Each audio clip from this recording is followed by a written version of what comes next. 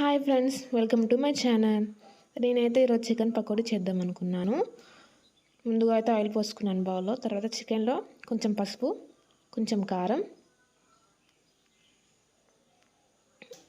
2 spoons salt, తర్వాత cornflour, తర్వాత నిమ్మకాయ,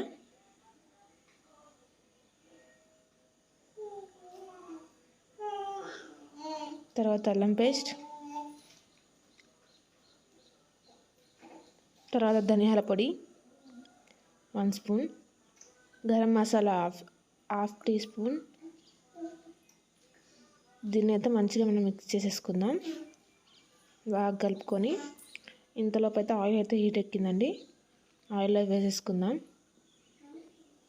వీటిని మనం మంచిగా డీప్ ఫ్రై అయ్యేదాకా వేయించుకోవాలి. ఇలా మొత్తం డీప్ ఫ్రై అవ్వాలండి ఎర్రగా.